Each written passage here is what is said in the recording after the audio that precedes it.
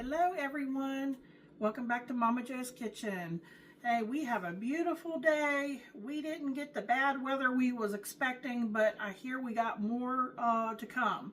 I don't know if you can see the sun is shining through the window there, and my little dog Tuck is, do you see that? When you call his name, he's like, "What do you want, Mommy?" But he's laying in that sunspot there trying to get some of that sun. Hey, when I tell you quick and easy, I'm telling you, they don't get much better than this. And I tell you why. I am a huge proponent in using up ingredients that you have on hand. So you can kind of consider this a learning cooking video as well as because how you learn to cook is sometimes you just throw things together to see what works. And you try different things and you add different things. And you can do that by using up things that you have on hand. Now, not yesterday, Monday, but the week before that prior Monday, I had bought a 5-pound roll of ground chuck. I prefer ground chuck over ground beef because I think it's a better grade and it tastes better. You pay a little bit more for it. So why not, spend a little bit extra to get that, better taste in your meat. So I bought a big 5-pound roll and then I ended up cutting it into 2 pounds, 2 pounds, and 1 pound. And I ended up making 2 large crock pot full of chili. And that recipe is on my channel if you want to check that out. And I gave one to a young married couple that just had a baby. And of course, Michael, got to enjoy the other, and my mother, and I got to enjoy a bowl of chili. So here's that pound that was left. So what I did is I went ahead and browned all the meat up, to use it for what I needed. And I had this and I'd stuck it up in the freezer. So it's already done. And if you do that, like for today's recipe, Michael's going to be home here shortly. He's going to be really hungry. I got the oven preheated to 350 degrees. And we're going to use a little casserole baking dish. I'm not sure what size this is, but it looks like 2 quarts. And it's sprayed. Okay, and we're going to use instant rice. Have you ever used instant rice? Now, I tell you, you would think since I have some Asian roots, my mother's from Korea, South Korea, and she uses rice all the time for many different things. I have used it for lots of things, but now instant rice she doesn't use. Instant rice is a little different, in my opinion, when it comes to cooking. Mom uses not regular rice that you get in the store. It's like international rice. And, it never fails. Anytime I would make rice, I would use a slow cooker. It turns out fine. But if I added to soup, what I think would be enough ends up being too much. As soon as you take it off the stove and serve it, it's fine. But then that rice swells up, ends up taking up all the liquid and things like that. So I've been trying to learn how to cut back on that. But with instant rice, my understanding is, my Aunt Margaret used to use this all the time. So I started using it. It's dehydrated. So, or maybe it's partially cooked. I'm not sure exactly what they call that. But like it says here, 1/2 cup of uncooked rice is 1 serving. It will end up swelling as it cooks. It'll end up being 1 cup of cooked rice. So I thought about the ingredients I'm using and how much, rice I want to put in this casserole for Michael. So I'm thinking I'm going to need 3 servings, which will be 1.5 cups of instant rice. So when it's done cooking, it should be 3 cups of rice. So I think that'll be a good adequate amount for in this casserole. And when I say use up what you have, I go to the store, and maybe you do this, maybe you don't, and I'll buy some cream of soups. I'll buy some other flavors. Here I have cream of onion, and here I have beefy mushroom. Like I think this is condensed. I'm not sure if this is condensed. Yeah, it says condensed on there. So I don't know if I have to thin it out with any liquid or not. But what you have to keep in mind is, since we are going to add some frozen vegetables, I have a cup of frozen peas and carrots. And because it's frozen, as it cooks, it's going to release some liquid. So you kind of need to kind of keep that into consideration. I'd rather have too much liquid than not enough, but we'll see. We'll see. Okay, and then let me tell you one other ingredient. Now, you might think this is strange, but I think it'll be really good in here. This was up in my cabinet. I bought it thinking I was going to use it. It's fried rice seasoning mix, kikkoman. No preservatives added. Now, why do I think this would be good in here? Because it's dehydrated soy sauce. So if you don't have this, you could add either a little bit of soy sauce, or you could add a little bit of Worcestershire sauce. That would be good too. Of course, it has salt. It has yeast extract, cornstarch. So that would kind of act maybe as a little bit of a thickener. Sugar, onion powder. You know, we already have the cream of onion. Garlic powder. It has chicken fat. It has beef extract. It has a smoke flavor. So I have it. I haven't been using it. I don't think I plan on using it for anything. So I'm going to use it in this casserole today. So let's get started. All we have to do is get everything stirred up in this bowl. Get it in this casserole dish. So let me start off with that ground chuck in this bowl. I did heat it in the microwave just a little bit to loosen it up.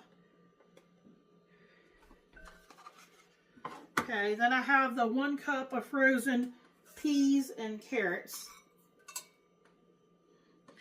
And truthfully, you know, that's how people back in the day, you know, your grandparents and everything, when they first started out, you know, and I tell you, things were, you know, depending on, you know, if they came from a poor background or not, you had to learn to use the things that were available to you. Okay, I'm going to go ahead and put that fried rice seasoning mix, and it says kikkoman if anybody is interested.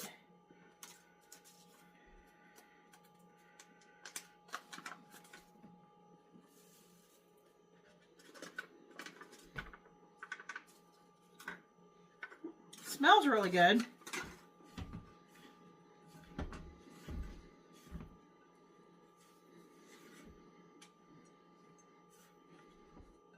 Let's see, let's hope I got room. I might have used a bigger bowl.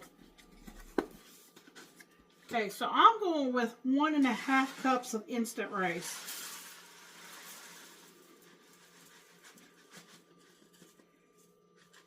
And if I don't think I have enough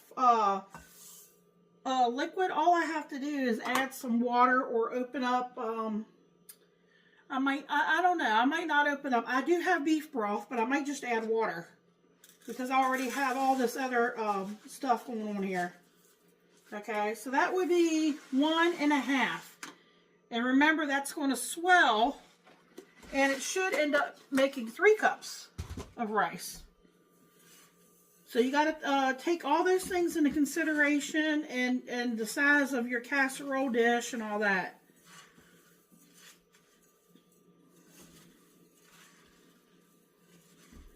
I don't know if y'all can just kind of see what's going on in there. All right, let's see what this cream of onion looks like. I guess it looks like cream of mushroom. Yep. That's what it looks like. See, it's condensed.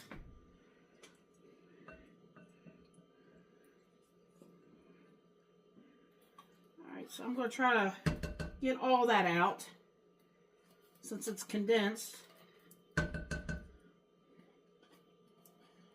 And if the other one's condensed like that, I'm probably going to have to add some liquid.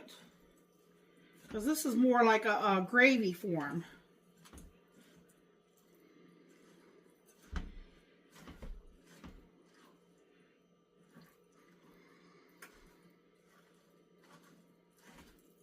Now, I won't add salt and I won't add pepper because I looked on the ingredients of everything.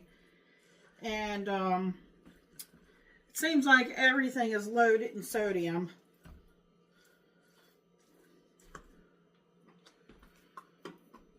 Okay, here goes.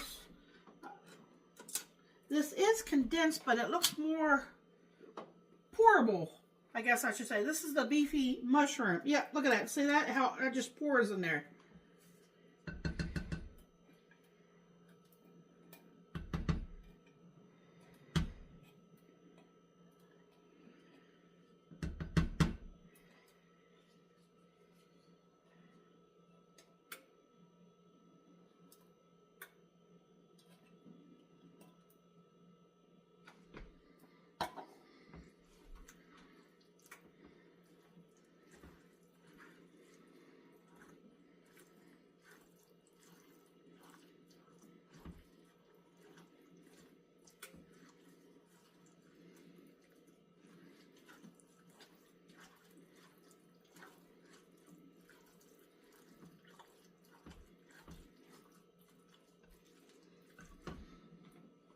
Alright, I'll just try to show you all. It's kind of really thick, so I think I'm going to add maybe a can. Maybe just one can, since those are two considered condensed. I've got spring water here. Let me go with half a can and see what it looks like. Because like I said, don't forget that if you got frozen vegetables in there, it's going to release some of the juices as it cooks. Okay, that was about a half of a can.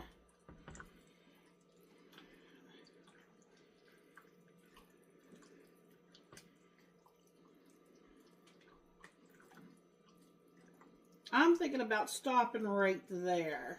Let's see here. I'll bring you down here so you can see. All right. What do y'all think? I don't want it to be too soupy, so I did half a can. And I'm going to get it put in this casserole. I'm going to put the lid on it. I'm going to stick it in the oven. See, I've got my oven going at 350 right now. And maybe I'll check it after a half hour. And if it looks like it's really dry, I can always, add some more liquid, maybe another can. So I'll keep that can out because I did half of a can. And then again, it may not need it.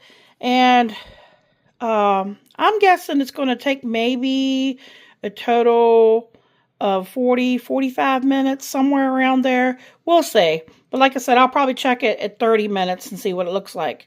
So I'll bring you back, and Michael will be happy to give y'all a taste test when he gets home. Thanks for watching. Alright, it's been 30 minutes, and I wanted y'all to see. It looks like it's not dry around the edges there. It's starting to crisp a little bit. And that little indentation here is my lid. I tried to lift the lid off with a spoon, and the lid kind of fell in there. But, yeah, I'm going to stick it back in there. I want to make sure it's done. So I don't think I need to add anything at this point. Let me take my spoon here. Yeah, it's got plenty of liquid. So I think we're good. So I'm going to put the lid back on it and probably stick it in. It's been 30 minutes. I might do another 15 minutes. I don't know if I want to go an hour or not. Maybe. It just depends on how it looks. I'll let you all know the final results.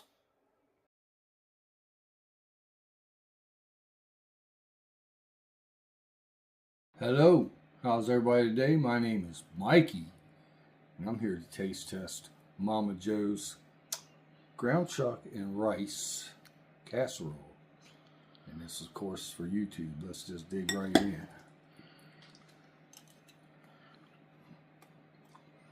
in. Loaded with beef flavor. I love the peas and carrots. Got a hint of onion.